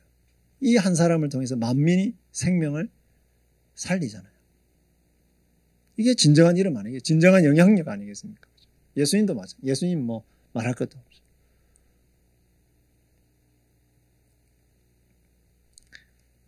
그래서 여러분, 교회가 너무 업적을 추구하면 안 됩니다. 여러분이 어떤 사역을 열심히 해야 되지만 실패할 수도 있어요.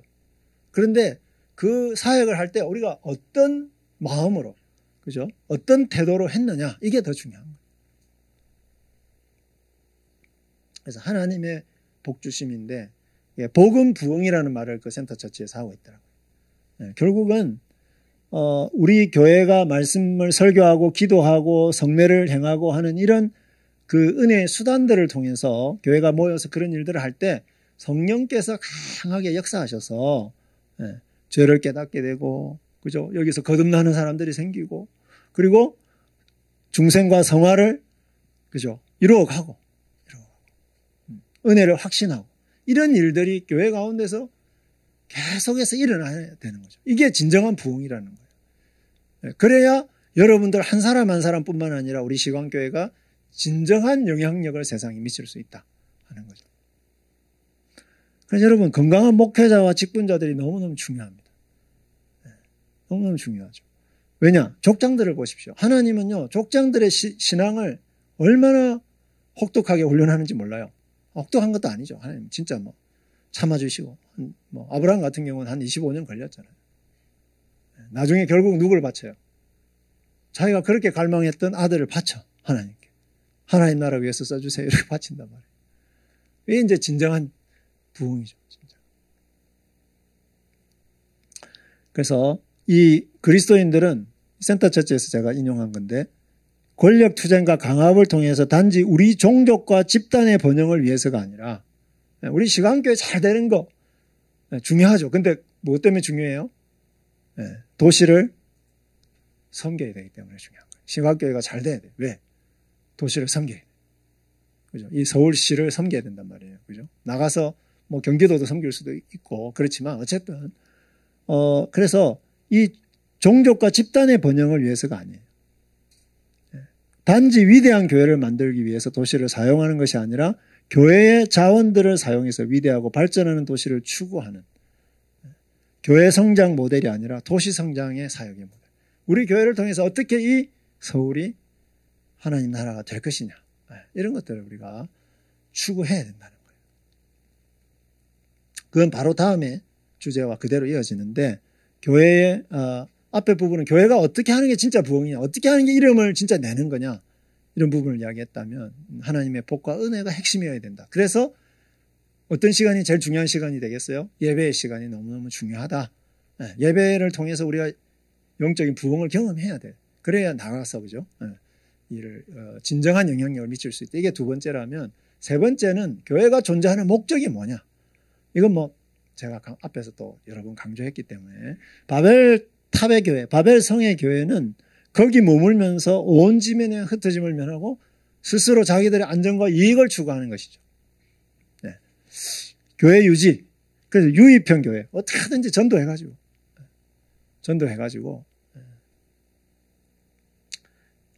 교인 수 늘리고 좋은 프로그램 돌려서 어떻게 하든지 성도들이 교회에 많이 와서 교회에 오래 머물 수 있도록,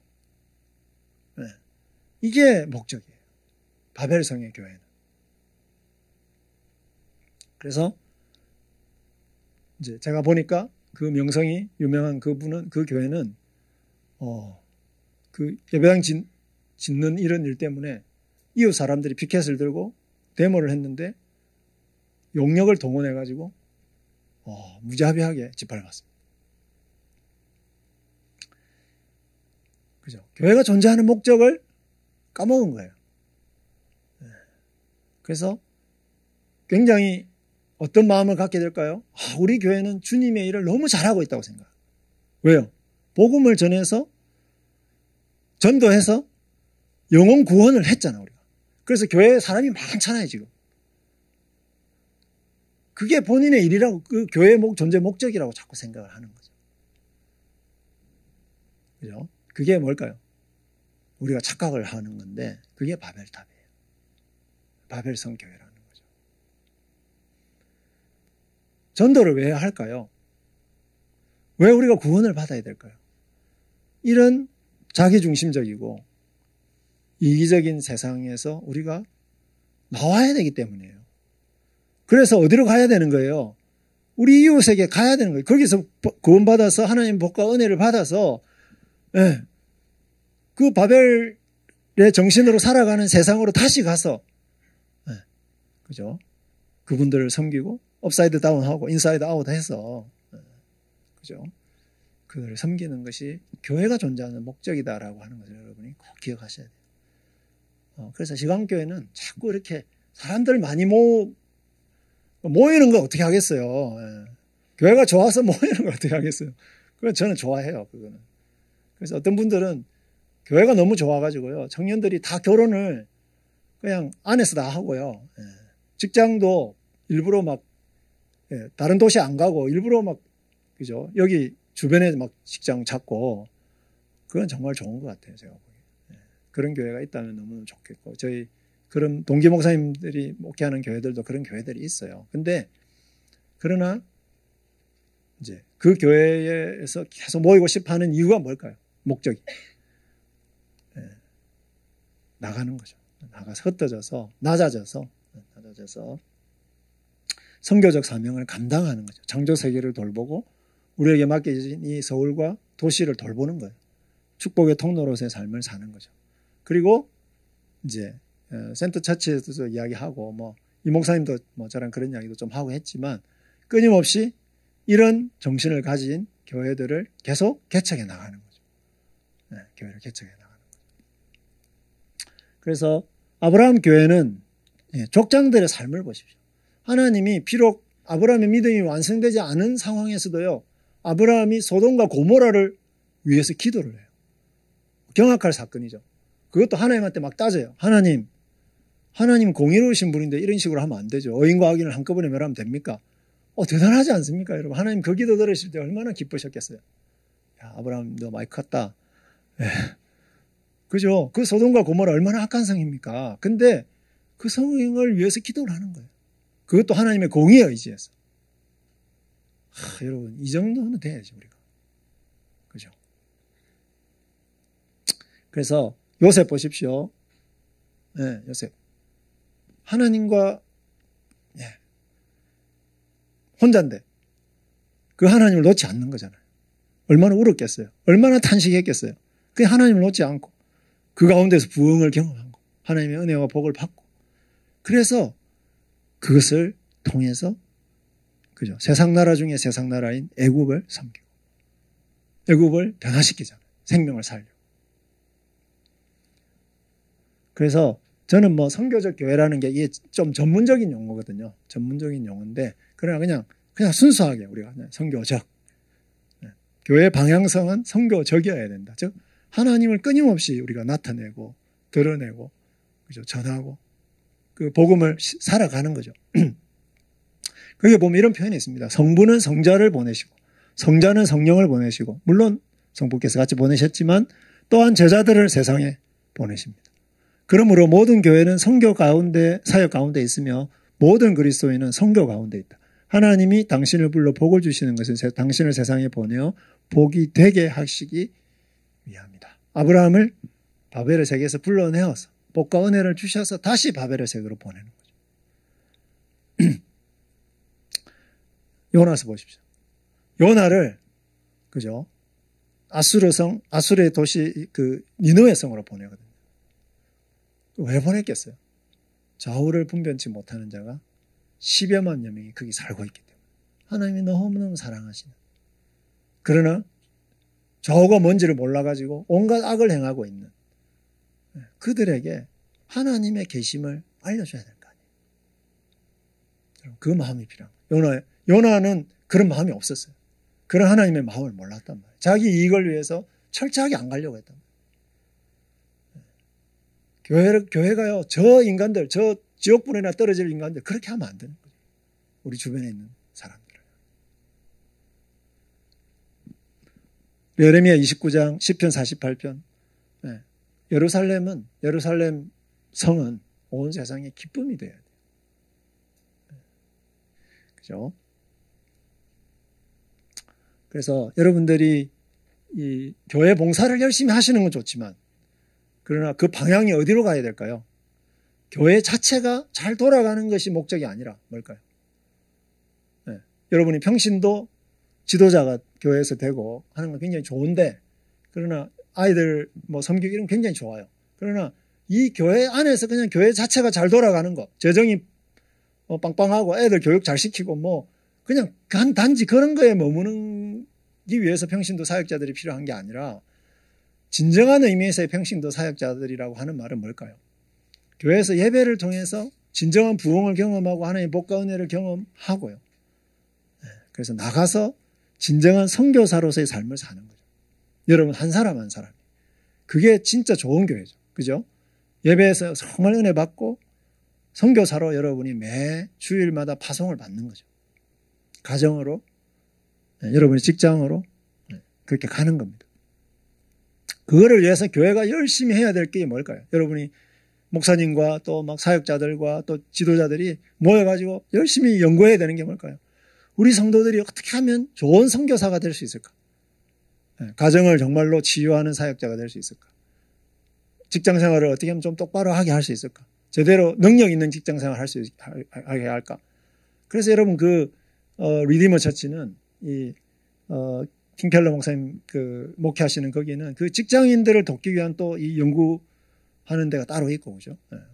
그렇게 어쨌든 이 서포트 하기 위해서 교회가 애를 많이 쓰잖아요. 그래서 이게 늘 목적과 방향이 선교적이어야 된다라고 하는 것을 여러분들이 좀 기억을 했으면 좋겠고, 그래서 여러분 가정사역에 대한 부분들 있잖아요. 이런 것들도 굉장히 신경을 많이 써야 돼요. 교회가 늘 이런 거 세미나도 하고 가정이 다 깨지고 있으니까 정말로 중요하단 말이에요. 하나님 나라를 어떻게 그 가정 속에서 이룰 것인가. 재정 부분도 마찬가지예요. 그래서 주식 해야 되냐 말아야 되냐, 그런 거 진짜 중요한 강의잖아요. 그런 거 해야 돼요. 강의를 해줘야 돼요. 어쨌든 여러분들이 이 세상에서 선교사로서의 삶을 제대로 살 수 있도록 많은 그죠? 지침들을 우리가 주고 지지해주고 할 필요가 있어요. 그래서 일단은 이제 교회가 공동체로 살 수 있는 거 있어요.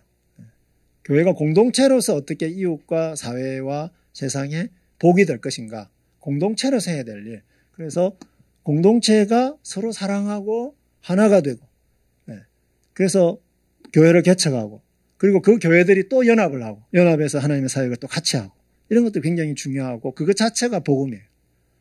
교회의 어떤 존재 자체가 복음이 될 수 있습니다. 그리고 교회가 긍휼의 사역을 하는 거죠. 구제를 한다든지, 사회를 개발을 하거나 개혁을 한다든지, 이런 다양한 사역들을 교회 스스로 함께 할 수 있습니다. 함께 할 수 있고, 그래서 가능하면 이런 사역도 해야 되고, 이제, 그러면서도 문화사역을 해야 되는데, 이 문화사역이라고 하는 게 이제 말이 문화고, 예를 들어서 가장 구체적으로 이야기하자면, 여러분들이 직장 생활을 하거나 학교 생활을 할 때에 어떻게 그 직장 생활을 선교사로서, 그죠? 하나님 나라의 사역자로서 어떻게 잘 감당할 수 있게 할 것인가, 이런 부분들을 이제 어떻게 책임감 있게 할 것인가, 어떻게 구별되게 할 것이며 어떻게 탁월하게 할 것인가, 이런 것을 해줘야 돼요. 그래서 우리가 복음을 받았기 때문에 그 복음이 또 그 믿음이 동기를 변화시키고 일에 대한 개념, 즉 우리가 일하는 것은 단지 밥 먹고 살기 위해서가 아니라 이 피조 세계를 하나님의 사랑으로 돌보는 일이다, 이런 어떤 개념을 변화시켜주고, 그리고 우리의 일터의 그 그리스도인들이 좀 다른 사람들과 다른 윤리의식을 가져야 되고, 예를 들어서 뇌물을 받을 거냐 말 거냐, 거짓말 할 거냐 말 거냐, 이런 거죠. 그죠? 그 다음 뿐만 아니라 우리가 하는 일이 이루어지는 방식을 새롭게 할 수 있는, 이런 문화사역과 관련된 부분들을 교회가 이렇게 서포트를 해주는 그렇게 함으로써 선교적인 공동체가 될 수가 있는 거죠. 세상에 복이 되는 공동체가 될 수 있다는 것입니다. 그래서 저는 방금도 이야기했지만 시광교회가 이런 거를 너무 못해서 제가 이 이야기를 하는 게 아니라 잘하고 계시다라고 하는 것을 저는 지난 10년 동안 여러분들이 정말 잘 해오셨고 또 그 방향으로 잘 나아가고 계시다 하는 것을 좀 격려하고 싶고 그런 측면에서 이 강의를 준비를 했고요. 그래서 하나님께서 시광교회에 복을 주시기를 축복합니다.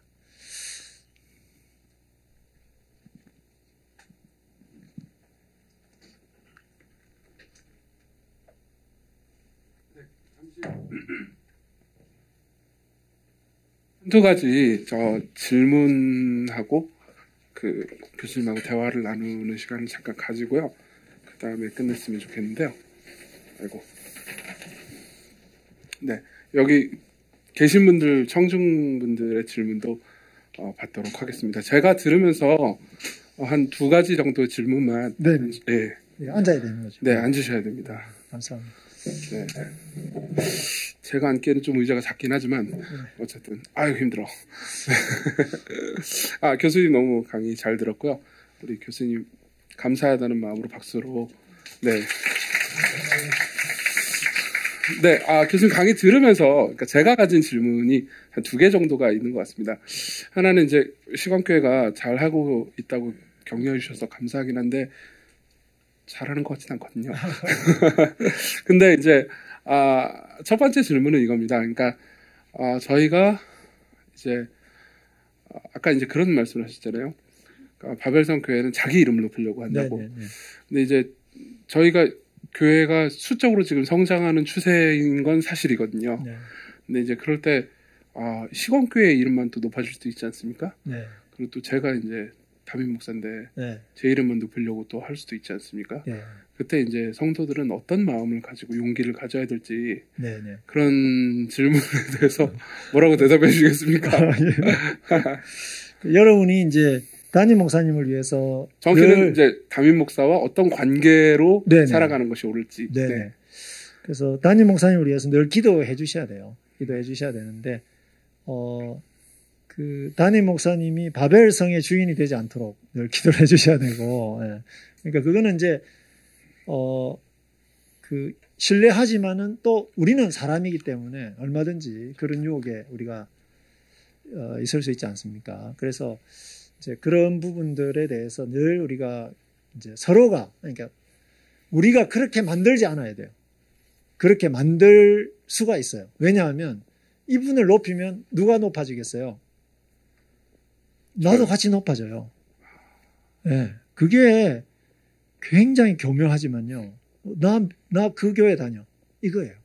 그래서 옛날에는 이제 명함이 들어가 있었어요. 이렇게 명함에 무슨 교회 장모. 그때 대통령 됐잖아요. 네, 그렇죠. 그 예를 들면 이제 이런 거거든요. 그래서 여러분들이 이분이 목회하시는 이 교회에 내가 다니고 있다. 그렇게 하려면 그게 자랑스러우려면 여러분 어떻게 해야 되겠어요? 이분은 계속 높여줘야 돼. 흠이 있어도 그냥 다 덮어줘야죠. 덮어줘야 되는데, 뭐, 그게, 악이든 뭐든 이제 다 괜찮다 하고, 뭐, 이렇게 돼서는 안 되는 거잖아요. 그래서 우리가 이분을 높임으로써 내가 높여지려고 하는 것은 아닌가. 이런 어떤 그 경계심을 가져야 될 것 같고요. 이름을 높이는 이게 굉장히 교묘한 우리의 그 죄성이거든요. 죄성이고. 그래서, 우리도 그렇게 생각을 하면서 이분을, 이 목사님을 위해서 또, 목사님 스스로도 그렇지만 우리가 그렇게 하지 않도록 하고, 물론 존경하고, 진짜 그분의 수고에 대해서 충분히 알아주고, 이런 것들은 얼마든지 우리가 해야 됩니다. 주님 안에서 형제로서 해야 되고, 그 다음에 이제, 저는 이제, 목사님의 입장에서는, 이제, 그 교회에 저는 설교가 굉장히 중요하다고 저는 생각하는데 또는 설교나 교육이 굉장히 중요하다고 생각하는데 결국은 하나님이 주인이시다는 것을 목사님 스스로가 늘 기억하는 가장 중요한 방법은 설교에서 계속 하나님을 높이는 거예요. 그러니까 복음을 전해야 된다. 그러니까 설교 시간이 그 복음의 핵심이 늘 어떤 본문을 가지고 설교를 하든 그 복음의 핵심이 들어가서 삼위 하나님이 높아지도록 의도적으로. 그래서 제가 신학교 다닐 때 이제 그 설교 실습 이렇게 수업을 들었는데 그래서 반드시 설교에 한 번 이상 그 삼위 하나님의 사역이 언급이 되도록 해라. 그래 지금 그게 그 기억 때문에 지금도 이제 계속 저는 설교 시간에 그걸 하려고 막 예를 쓰거든요. 예를 들면 이제 목사님 스스로가 계속 하나님의 어떤 주인 되심을 설교라든지 강의라든지 이런 교육을 통해서 인식을 계속 하시면 아마 그게 더 오히려 성도님들에게는 자연스럽게 하나님 우리 교회 주인이시다 이런 것들이 저는 되지 않을까 그런 생각이 듭니다. 네. 그렇게 꼭 기도해 주십시오. 하나만 더 질문을 좀 드리고 싶은데요. 사실은 이제 저희가 이런 방식으로 앞으로 이제 교회를 이루어가야겠다, 교회를 세워가야겠다라는 마음을 가지면 사실 우리 성도들 모두에게도 용기가 필요하다는 생각이 들거든요. 그러니까 이게 단순히 이제 리더십과 담임 목사만 용기를 가지고 내가 낮아져야겠다라는 생각만 해가지고 될 수 있는 문제는 아닌 것 같고 성도들도 여러 가지 방식으로 이게 저는 이제 그러니까 개인적으로 우리 교회가 앞으로 어떻게 나가야 하는가라고 생각할 때, 그러니까 교회가 어쨌든 뭐 성장하고 있으니까, 근데 그냥 한 개 대형 교회를 이루는 게 아니고 도시 전체를 섬기는 운동이 되기를 바라는 마음이 있거든요. 근데 그런 마음과 또 교수님이 강의하고 일맥상통하는 면이 있다고 생각하는데, 그럼 성도들은 이제 시광교회라는 교회에 있으면서 어떤 용기를 그러니까 내려놓을 마음, 또 낮아질 마음을 가져야 할까요? 조금 더 구체적으로. 뭐 예를 들면 이제 교회 개척 이런 문제죠. 네. 교회 개척 이런 문제고, 그래서 이제 뭐 목사님하고도 뭐 구체적으로 그런 이야기도 좀 하기도 했지만, 예를 들어서 이제 그 센터 처치에도 그런 이야기가 나와요.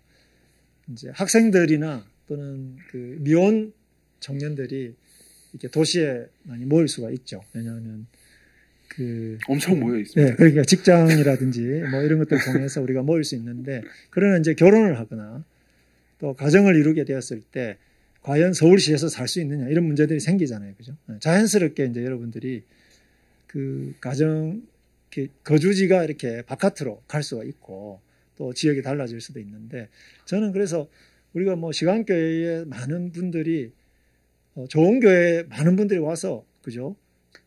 진짜 제대로 된 설교를 듣고 진정한 하나님 나라의 운동을 할 수 있으면 너무 좋고, 그런데 이제 늘 생각해야 되는 부분이, 우리는 더 많이 모이기 위해서 여기 있는 것은 아니다.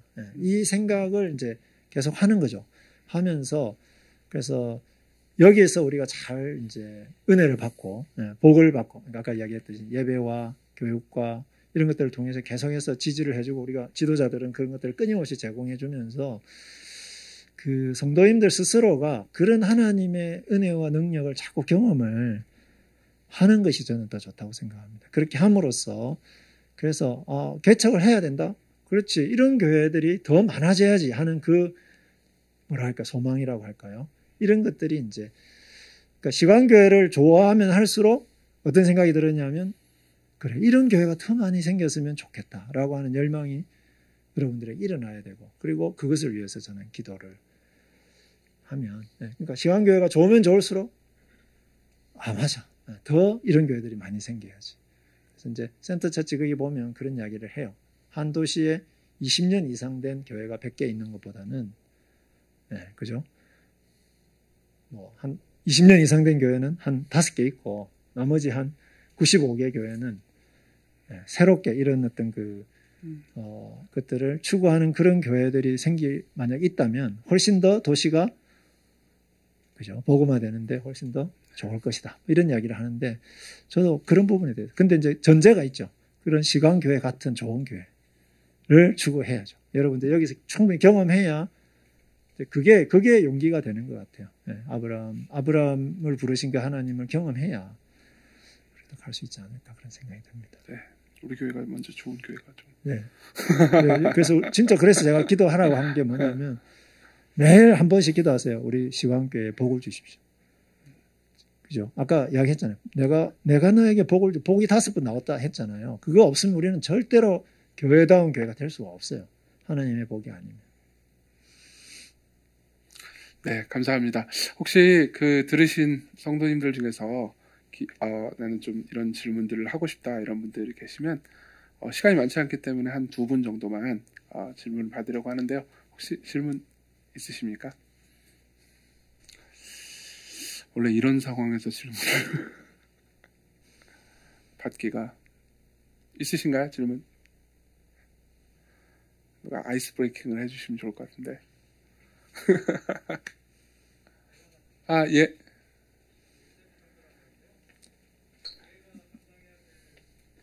잠시만요. 마이크 다 들으셔야 되기 때문에 조금만 기다려주십시오. 예, 유재민 성도님. 네. 네. 오늘 강의 잘 들었고요. 네. 교회가 감당해야 될 여러 가지 사역들을 오늘 좀 많이 말씀을 해주셨는데, 사실 그 사역들을 한 교회가 이렇게 골고루 감당하기가 사실은 쉽지 않은 현실이거든요. 더구나 이제 우리 시간교회 같이 청년들을 좀 대다수이고, 아직까지는 이제 좀 더, 이렇게 많이 이렇게 좀 발전해야 되는 이런 우리 교회 같은 이런 상황에서 어떤 쪽의 사역을 좀 더 치중해서 이렇게 사역을 하는 게 좋을까, 이런 좀 고민을 하게 되는데, 교수님의 생각을 한번 좀 듣고 싶습니다. 예, 굉장히 좋은 질문이라고 생각하고요. 그래서 우리가 예를 들어서 이제 긍휼 사역 이런 부분들 있잖아요. 교회가 함께하는 긍휼 사역 이런 거 있잖아요. 이런 것들은 저는 그것이 가장 우선순위의 사역이다 그렇게 생각하지는 않습니다. 교회가 제일 먼저 해야 될 일은 이제 하나님의 은혜와 복을 이렇게 받게 하는 거. 모든 성도가 그것을 받아서 개인적인 어떤 삶 속에서 그 영향력을 나타내는 이것이 가장 우선적인 저는 사역이라고 생각을 하고요. 그러나 이게 이제 먼저 되고 그 다음에 이제 이런 사역 해야 된다. 그런 것보다는 뭔가 이렇게 굉장히 대대적인 어떤 프로젝트는 못 하더라도 우리가 공동체로서 그런 하나님의 긍휼을 나타낼 수 있는 일을 자그마한 일이라도 저는 함께 하는 것이 좋다고 생각하거든요. 네, 그래서 이거 먼저 해놓고 그 다음에 이거 하자. 그건 아닌 것 같고요. 그러니까 선교사를 후원할 수도 있고 또 어떤 긍휼의 사역을 할 수도 있는데 그러나 그거를 너무 무리하게 할 필요는 없다고 생각합니다. 교회로서. 그러니까 그것보다 더 중요한 것은 성도들이 하나님의 은혜와 복을 받아서 나가서 개인적으로 선교적인 사역을 하도록 하는 것이 지금 우리 젊은 분들이 많기 때문에 그것을 강화하는 것이 저는 훨씬 더 시급한 우선적인 사역이다. 저는 그렇게 생각합니다. 네, 감사합니다. 사실 이 말씀 들으면서 느낀 건데, 그러니까 저희가 진짜 굉장히 많은 사역을 한꺼번에 할 수는 없을 수 있지만 또 저희 교회가 더 잘할 수 있는 사역도 있을 것 같거든요. 특별히 이제 젊은이들에게 더 다가가는 사역은 훨씬 더 잘할 수 있을 것 같습니다. 꼭 젊은이들뿐만 아니라 저희 교회 장년분들도 굉장히 제 생각에는 젊은이들과 소통을 잘 하시거든요. 그래서 그런 사역이 우리 교회를 통해서 그런 복이 있었으면 좋겠습니다. 한 분만 질문을 더 받았으면 좋겠는데, 예. 다른 부속 공간에서 혹시 질문하실 분 카톡방에다가 좀 남겨주십시오. 예. 네. 또 작년부여서 죄송합니다. 알겠습니다. 저는 이제 50대 초반이고요. 제가 여기 온 지는 한 1년 3개월 됐는데 아무래도 젊은 20, 30대가 많다 보니까 제가 20대 후반에 결혼해서 출산을 이제 할 때는 아까 교수님이 말씀하실 때 생육하고 번성하고 땅에 충만하란 말을 고스란히 당연히 영적 자손들을 많이 낳고 그 자녀들을 키우는 것으로 그렇게 문맥적으로 그렇게 이해를 하고 이렇게 순종을 했고 교회들에서 더 많은 다산을 했거든요. 그러니까 막 3명씩 낳는 교회가 막 이렇게 붐이 많이 일어나고 그랬었는데 이제 지금 시대가 이제 바뀌어서 25년 이렇게 여기 와서 이제 많이 느끼는 거는 청년들이 많아서 이제 지금 시대에 동일한 이제 분위기로 출산에 대해서 굉장히 고민하고 인구가 이제 70억인데 왜 나도 굳이 아이를 낳아야 되나 아니면 뭐 기후가 온난화돼서 곧 망할지 모르는데 아니면 이제 경제적인 부분이 가장 크다라는 생각이 들어요. 그리고 이제 서울에서 집을 가질 수 없다는 그런 부분들이 가장 크고 그래서 이제 그 부분들에 대해서 고민하고 하는 부분에 대해서 이게 성경적인 해답이 어떤 게 있을까? 아까 저는 채묵하고 번성하고 땅에 충만하는 말씀을 크게 맞지 않는가 이렇게 하는데 그것들을 적극적으로 권면하기가 어려운 여러 가지 사정들을 저도 공감을 하는 부분도 있지만 이 시대에 또 청년들과 이렇게 결혼한 사람들을 위해서 이렇게 바른 그게 성경적인 어떤 재원이 어떤 건지 좀 궁금합니다. 네. 네, 그냥 전적으로 제 사견이고요. 네, 그런데 일단은 그 부분은 이제 이미 많은 면에서는 성취가 됐습니다. 생육하고 번성하여 온 땅에 충만하라. 충만 안 한 데가 없죠. 네, 그래서 지금 이제 저출산 문제를 굉장히 심각하게 이제 우리가 생각하는데 이건 좀 뭐 문제가 심각하죠. 사실은 심각한데 저는 일단은 그 명령을 너무 문자적으로 볼 필요는 없다는 게 제 생각입니다. 가장 중요한 것은 이런 사람들이 많이 생기는 거죠. 그러니까 이렇게 서로 이 하나님의 마음으로 그죠? 이 세상을 그렇게 대할 수 있는 이런 성도님들이 많이 생기는 것이 훨씬 더 중요한 그 본문에 있어서 가장 중요한 우선적인 성취이다라고 말할 수가 있고요. 그 다음에 이제 현실적으로 봐서 우리가 결혼을 했을 때 아이를 몇 명을 낳아야 되느냐? 그건 정말 그죠? 많이 낳을수록 좋죠. 뭐 많이 낳아서 많이 키워서 정말 우리가 가지고 있는 이 신앙과 이것을 더 많이 전수해서 그래 우리는 이제 이걸 자연전도라고 옛날에 불렀거든요. 네. 그죠? 그래서 뭐 진정한 예수 그리스도의 제자들을 그것이 가장 자연스럽지 않겠어요. 그러나 이제 예를 들어서 그런데 그 아이들을 키우는 그것 때문에 우리가 진짜 감당해야 될 어떤 그 일들을 우리가 못한다면, 그죠? 그거는, 그러니까 하나님께서는 우리에게 항상 이제 이 이성과 신앙, 이런 것들을 가지고 어떻게 우리에게 주신 이 사명을 제대로 수행할 것인가. 이 원칙에 의해서 우리가 봐야 되는 거죠. 네, 그렇지만 이제 한 가지 제가 젊은 분들에게, 미혼 남녀들에게 제가 드리고 싶은 말씀은, 집 사는 거 하고 대학 보내는 거를 포기하면 자녀를 양육하는데 자녀를 양육하는데 많은 비용이 절감된다. 너무 경제적으로 그런 부분에 너무 염려하지 마라. 이게 이제 제 생각이고, 저는 이제 60이 다 돼가는데 집이 없어요. 근데 너무 마음 편안하고, 그래서 너무 우리가 그게 이제 그거 자체가 우리가 집을 사야 된다. 또는 대학을 보내야 된다. 이게 하나의 이데올로기거든요. 네. 그게 바벨탑을 쌓는 것 중에 하나거든요. 왜 대학을 가야 될까? 그죠? 만약에 경제적인 형편이 안 되면 되는 대로, 그죠? 그 형편이 되는 대로 아이를 그거 없어도 우리가 잘 양육할 수 있잖아요. 부모로서, 그죠? 잘 양육할 수 있어요. 물론 돈 없어도 잘 양육할 수 있을까? 자신이 없을 수도 있죠. 그러나 저는 잘 양육할 수 있다고 생각합니다. 그래서 어쨌든 적어도 우리가 교회를 다닌다면 대학하고 집이 꼭 필수품이다. 이렇게 여러분, 그거는 좀 내려놓는 게 좋겠다. 그 생각은 들어요. 그래서 좀, 그 다음에 더 중요한 것은 정말 하나님이 원하시는 그것이라면 하나님 주시죠. 그제 아까 이야기했지 않습니까? 은혜와 복을 달라. 그게 하나님 나라의 사역이라는 거죠. 네, 그래서 저는 너무 지나치게 우리가 그런 부분에 대해서 염려 때문에 저출산이 되는 것은 문제다라는 생각이 듭니다. 네. 네, 감사합니다. 혹시 카톡방으로 들어온 질문 있나요?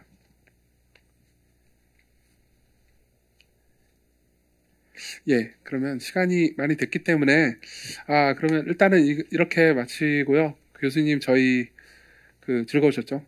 네. 이렇게 물어보는데 어떻게 네. 아니라고 대답하실 수 없겠지만, 예, 저희 교회를 위해서 축복 기도해 주시고 그 다음에 마치겠습니다. 하나님 아버지, 이곳에 시광교회를 세워주셔서 수많은 사람들이 하나님을 만나게 하시고 정말로 우리를 위해서 친히 우리에게 내려오신, 그리하여 우리의 삶을 돌보시고 우리의 삶을 치유하시고 회복시키신 하나님을 만나게 해주셔서 참으로 감사합니다. 모든 것이 하나님의 은혜이고 또한 하나님의 복임을 믿고 또한 감사를 드립니다. 하나님 아버지, 우리 시간교회가 더 하나님을 잘 나타내고 우리 시간교회를 통해서 더 많은 사람들이 참 위대하시고 자비하신 하나님을 꼭 만나는 그런 일들이 일어나게 하여 주옵소서. 우리 시간교회가 정말 좋은 교회가 되어서 그래서 이곳에 참 나오는 우리 사랑하는 형제 자매들이 더 이런 교회들을 더 많이 세우고자 하는 그런 열망이 생기게 하여 주시고 또한 뿐만 아니라 하나님 우리 교회를 통해서 용기를 얻고 하나님의 은혜와 복을 얻어서 당당하게 세상에 나가서 하나님 나라의 가치관을 가지고 가정과 또 직장과 또 이 세계 속에서 하나님의 선교사로서의 그 사역을 잘 감당할 수 있도록 은총을 베풀어 주옵소서.